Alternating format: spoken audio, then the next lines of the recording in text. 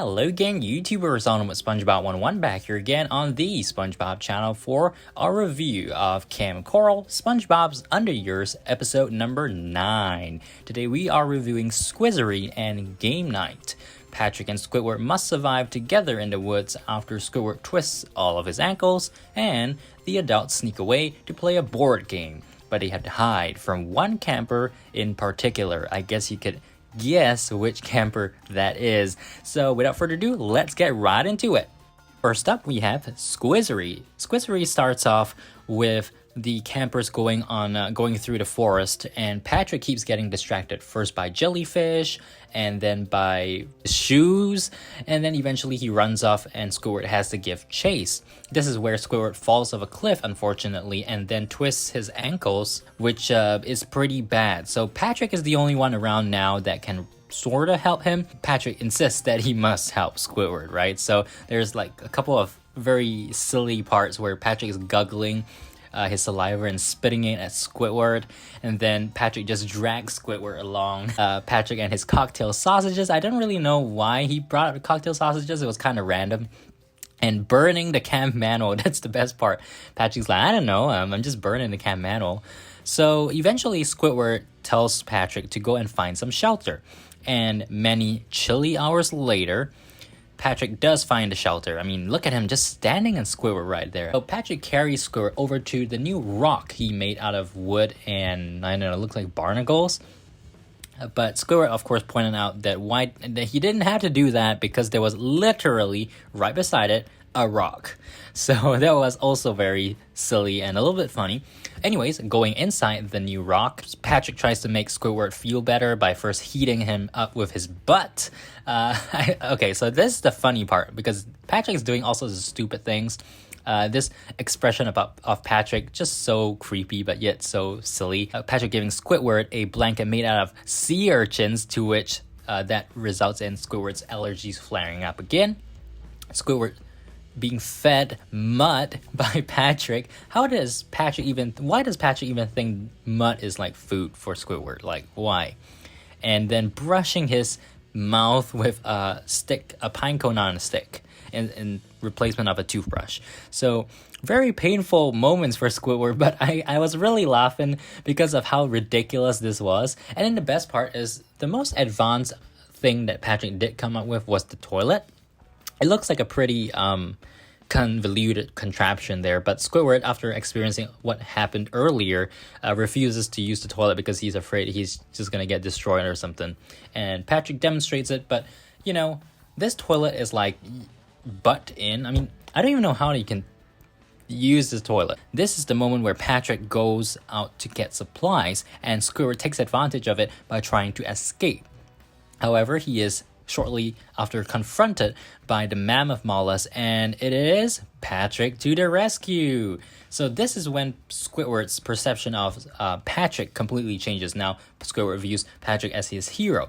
And so we have this like montage of scenes where they are decorating the inside of the rock, and Squidward has a new wheelchair that's made out of, like, I don't know, coral sticks and stuff like that. Squidward painting of a portrait of Patrick, which Patrick promptly eats, and usually Squidward will get really angry about, you know, when these kind of things happen, but you know, he's all smiles here. So they were playing a game of checkers, and because Patrick realized that he was losing, he literally sweeps the game pieces into a dustpan, dumps it in the stew, and they eat the stew. Very random stuff. And Squidward, of course, is content using Patrick as a footrest as well, but they eventually start dancing, and this leads Squidward to the realization that his ankles are actually okay, so it's time to get out of there. And Patrick is very disappointed because he really doesn't want to go, and tries to block Squidward from going. But through a whole bunch of shenanigans like the poison kelp clarinet and all that, Squidward ends up getting injured again. And therefore, this time, Patrick straps Squidward to his body, and they just start walking, trying to return to Kamp Koral. I really like this scene. It's so just there, you know, Patrick's just walking, and Squidward just like, oh man. So they walk onto a mammoth mollusk, again, get scared away. I like this part as well. So Patrick wanders into the ravine or the river, and Squidward's face is like stuffed into the water. Then again, Squidward shouldn't have any problem breathing because, as we saw in the previous episode, Patrick's a little sinker. Sea creatures can breathe under Lake Yucky Muck, so I don't see why they can't breathe under the river water here. But I really like this part as well. It was very funny when the fog cleared a little bit, and it turns out that there was a huge bridge a few meters behind him, and Squidward just like, oh, why do you do that? And Patrick's like, So yeah, I thought that was really funny. Anyways, they get really exhausted and they just land on the ground, and the fog clears. Guess where they are? Right in front of the dingy cabin. That's a pretty big surprise. So it turns out that the reason why SpongeBob and Sandy didn't send out a search party is because SpongeBob and Sandy thought that they were playing house. Guess where that makeshift rock was located? Just right outside the window of the dingy cabin. So I really like the scene. Squidward's mouth completely falls to the ground in just absolute shock. And he is fuming mad. So while SpongeBob and Sandy go get food from the canteen, the mammoth mollusk comes along and lays down on the door of the dingy cabin, blocking access from the inside. And therefore, since Patrick is still stuck with Squidward, they start dancing again. And that is pretty much how the episode ends. So overall, I'll give Squizzery a 8 out of 10. I thought there were really funny parts in this episode. And if you guys haven't watched this, absolutely go check it out. It's so silly. And I always love a little bit of Squidward and Patrick shenanigans. Moving on to game night. I like this episode of the pair a little bit more. In fact, I believe this is the only episode so far that we've seen with Mr. Krabs, Mrs. Puff, and Plankton together as the main characters. So the episode starts off with Mrs. Puff and Plankton sneaking over to the camp counselor's cabin.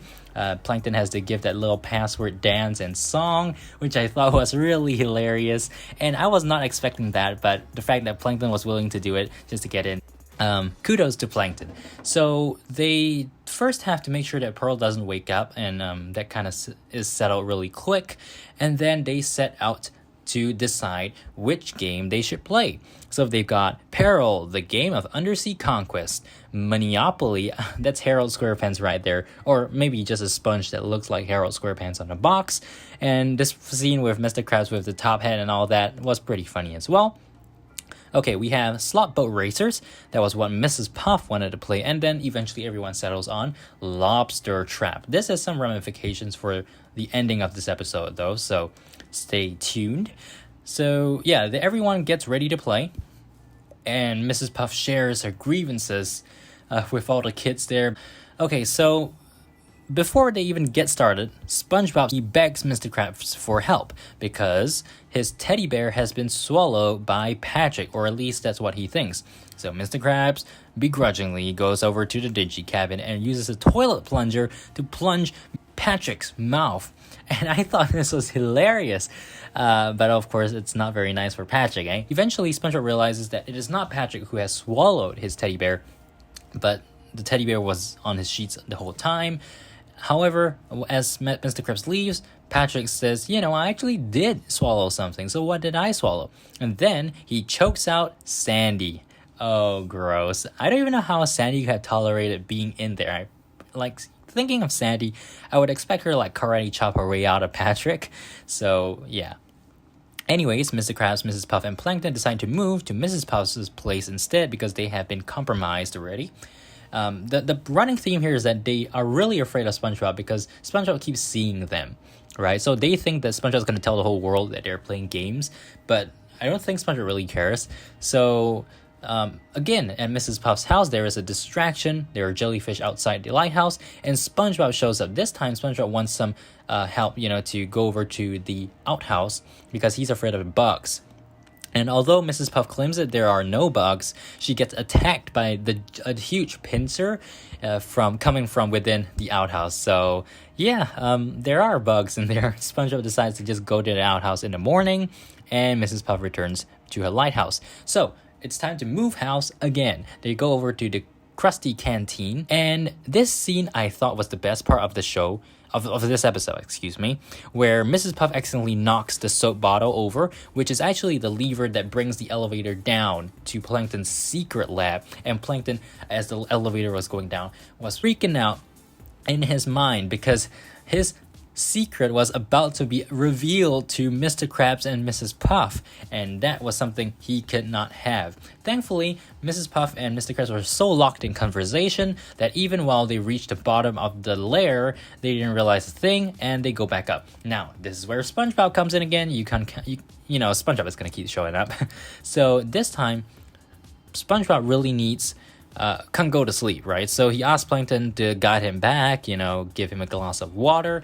And the terrible part is Patrick awakes in a half asleep state, takes the water and takes Plankton thinking it's a pill and just swallows him. And again, in Patrick's tummy, Sandy is there, the teddy bear is there, and now Plankton is stuck in Patrick's tummy. Poor Sandy, poor Plankton, poor teddy bear. Plankton does make it back eventually, and he is furious. He is tired of having to, you know, tolerate SpongeBob. So they decide to go under the lake. SpongeBob shows up. They go to the top of a coral mountain near Bikini Atoll, and SpongeBob is there too. So they decide to cut through the forest. It's already daytime, so I'm not sure why it's still game night. I mean, they should have given up by now.